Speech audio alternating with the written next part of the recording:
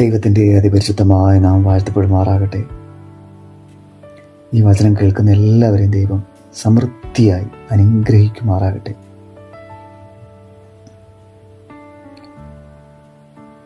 പലതരത്തിലുള്ള ഭാരങ്ങളാലും പ്രയാസങ്ങളാലും ഒക്കെ നേർന്ന അനേകം ദൈവമക്കൾ നമ്മുടെ ഇടയിലുണ്ട്.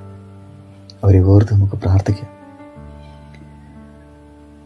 രോഗങ്ങളാൽ ഭാരപ്പെടുന്നവർ, ഒരു ഭവനം പണിക്ക് വേണ്ടി അനേകർ അതിൻ്റെതായിട്ടുള്ള സാമ്പത്തികമായ ബുദ്ധിമുട്ടുകൾ അനുഭവിക്കുന്ന അനേകരുണ്ട്. മക്കളുടെ വിവാഹത്തിന് ആവശ്യമായിട്ടുള്ള സാമ്പത്തികമായ ആ ഒരു നന്മ കണ്ടെത്താൻ സാധിക്കാതെ പോകുന്ന എത്രയോ പേര് നമ്മുടെ ചുറ്റുപാടൊക്കെ ഉണ്ട്. പലതരത്തിലുള്ള ഭാരങ്ങളാൽ ജീവിക്കുന്ന അനേകം ദൈവമക്കൾ നമ്മുടെ ചുറ്റുമുണ്ട്. അവർക്കൊക്കെ വേണ്ടി കർത്താവിനോട് എങ്ങനെ പ്രാർത്ഥിക്കണം, പലർക്കും കർത്താവിൻ്റെ വചനങ്ങളൊക്കെ അറിയാമെങ്കിലും പലർക്കും പ്രാർത്ഥിക്കുന്ന എങ്ങനെയാണെന്നൊക്കെ നമുക്കൊരു സ്വസ്ഥമായിട്ട് നമുക്കിരുന്ന് പ്രാർത്ഥിക്കാനൊക്കെ അറിയാത്ത പലരുമുണ്ട്.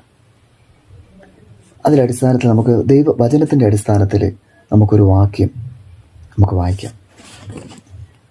മത്തായി എഴുതിയ സുവിശേഷം അതിൻ്റെ 6-ാം അധ്യായം അതിൻ്റെ 6-ാം വാക്യം പ്രാർത്ഥനയെക്കുറിച്ച് ഇപ്രകാരം പറയുന്നു: നീയോ പ്രാർത്ഥിക്കുമ്പോൾ അറയിൽ കടന്നു വാതിലടച്ചു രഹസ്യത്തിലുള്ള നിന്റെ പിതാവിനോട് പ്രാർത്ഥിക്കാം.